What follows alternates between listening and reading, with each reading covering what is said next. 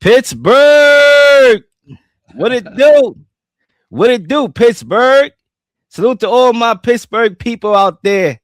Okay, I know a lot of y'all, man, and y'all been going through some very interesting times, right? You didn't suck, okay? So I can't say hard times, right? Because I mean, look at the Jets. Who would want to be a Jets fan? No interceptions this whole entire year? Are you kidding me?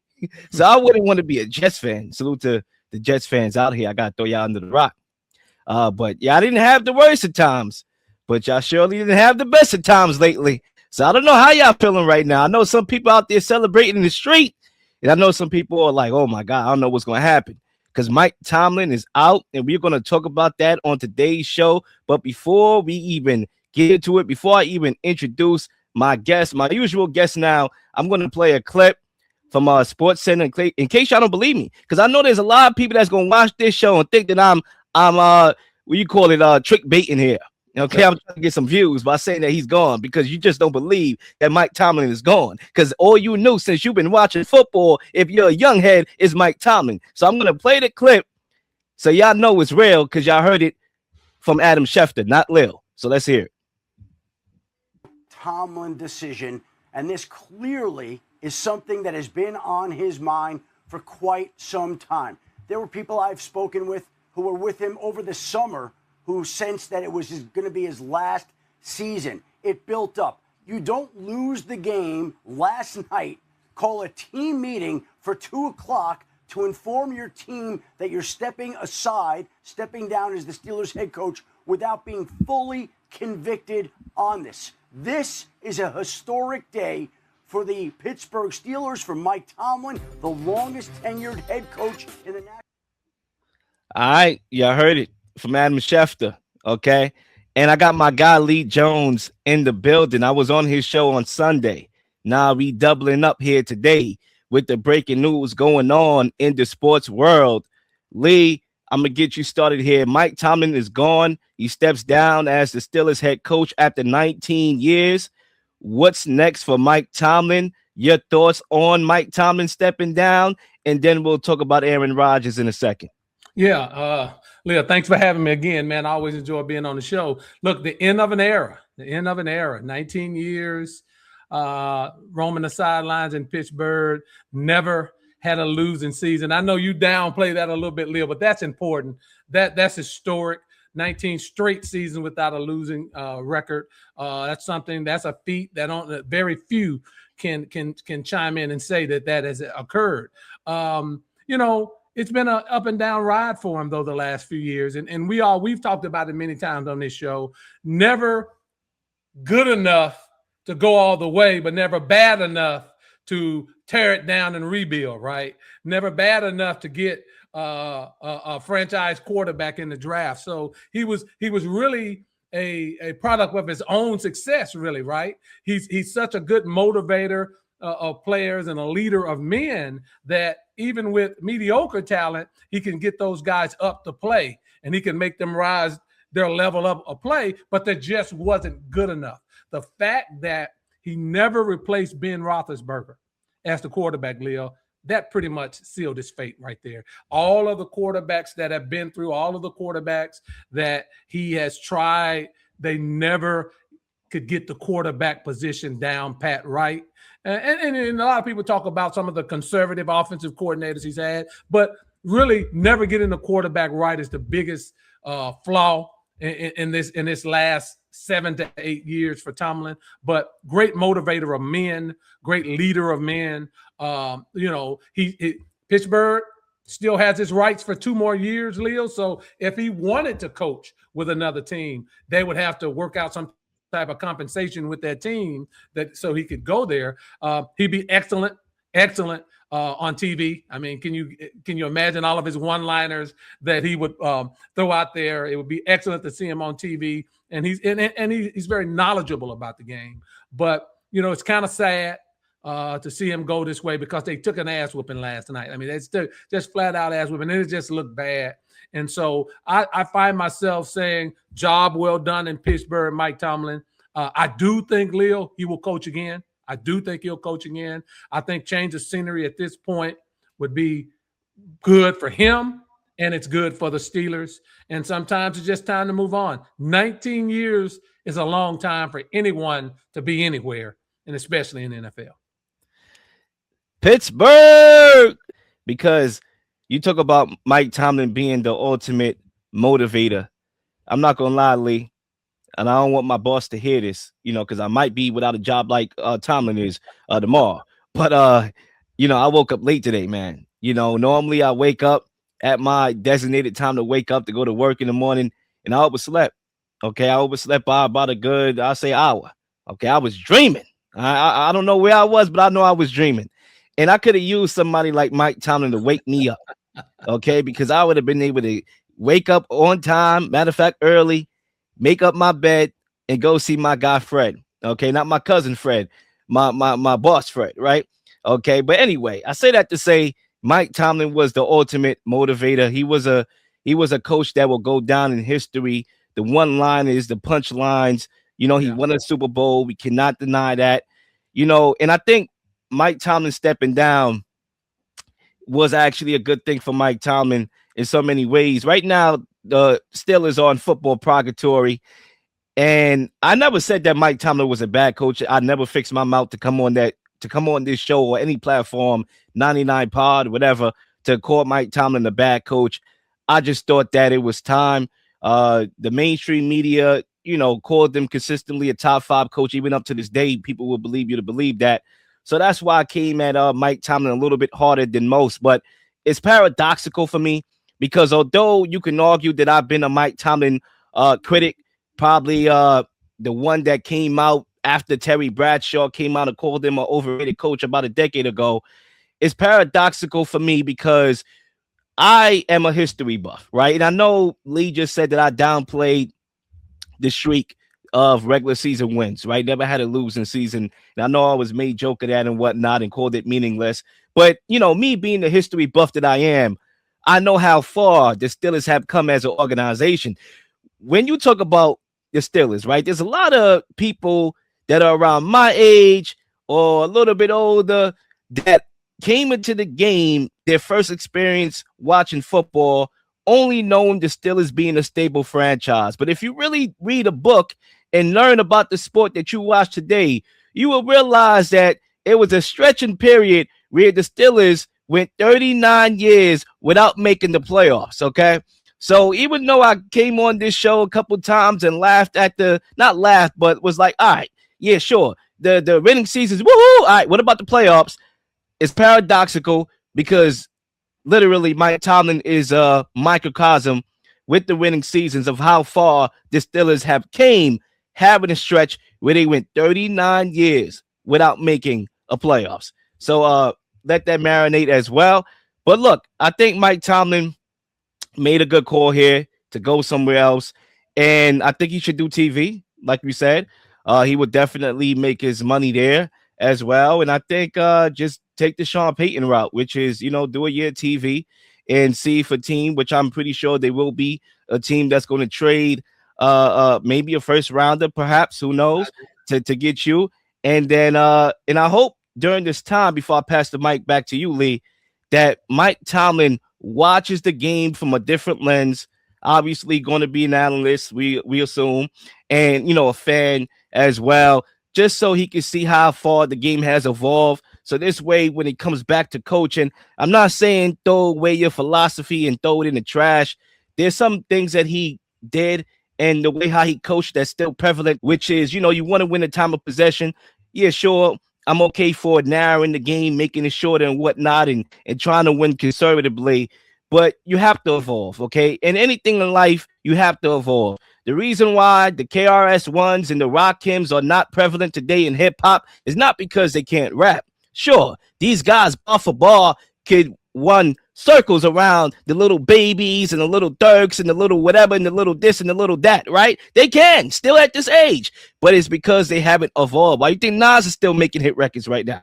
Because Nas has evolved. He made a whole 3-album set with a young and upcoming producer and Hit Boy along with his lyricism, along with the new, having new hip hop people on his tracks as well. That's why he's still prevalent. So again, it applies to the NFL. The league change, it has shifted. And if you're Mike Tomlin using this year off, potentially year off, who knows? He might get a job tomorrow. We don't know. But if he does take the year off, try to evolve and keep some of the same fundamentals that you have. And I think if he does that, then there won't be no Leel complaining at all. Lee, I want to know your thoughts on the game last night as well. What did you think about the Texans' victory over the Steelers? Yeah, real quick on back last comment on Mike Tomlin. For Tomlin, to me, it's really simple, and I think the one flaw that hurt him over this stretch of games where, you know, they didn't win a playoff game, they get the playoff. He just didn't hire the right offensive mind to direct his offense, and that in itself is a flaw of that's the biggest flaw of his. You hit it on the head, Leel, about evolving, but evolving offensively.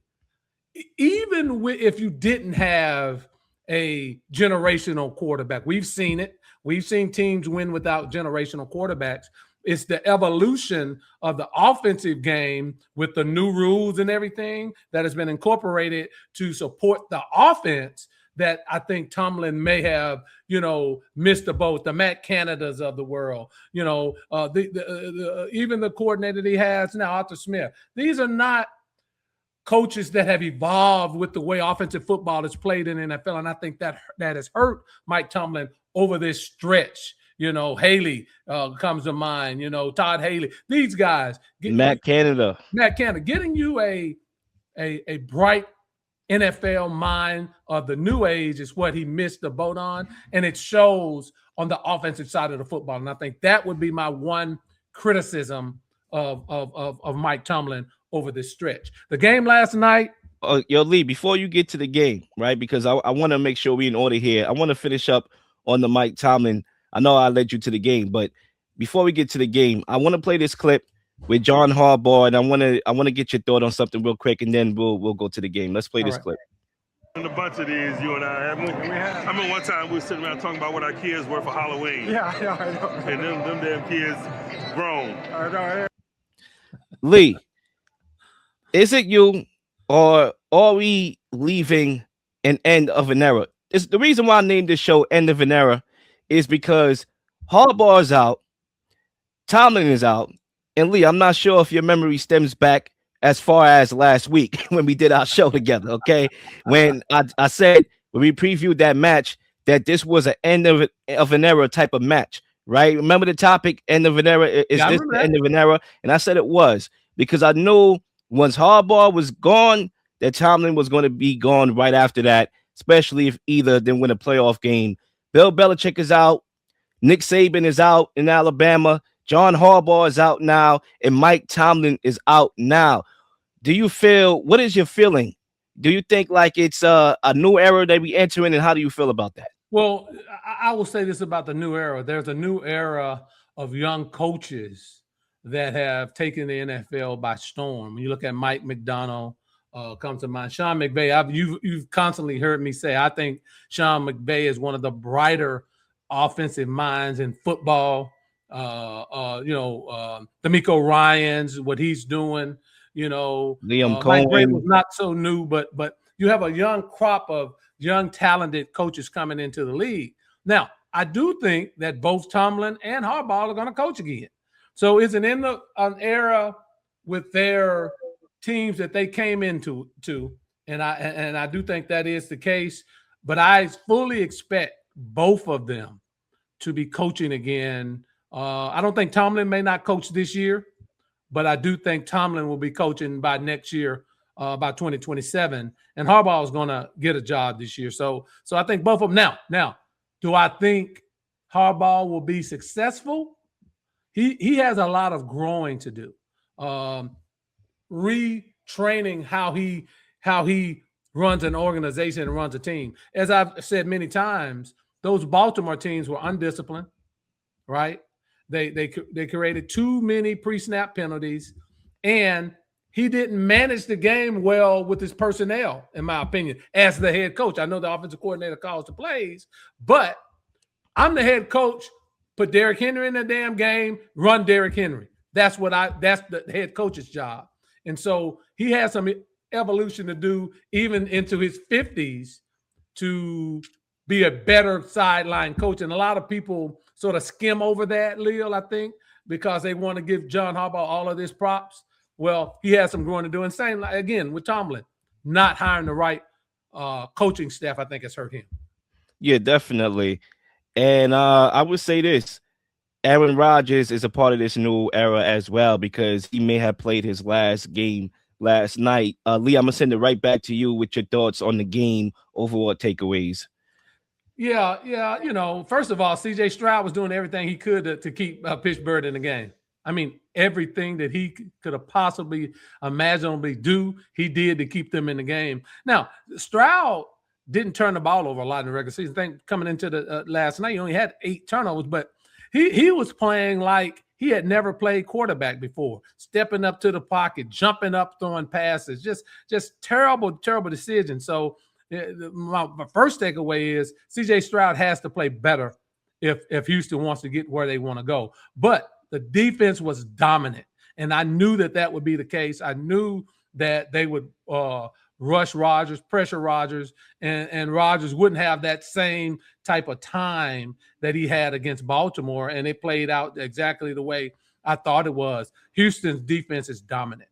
The one thing I love about them, they have 2 edge rushers. They come up, they rush from the middle also, and then, Leel, when they hit you, you go down, man. When they hit you, you go down. You don't see a lot of whiffing on tackles, missed tackles.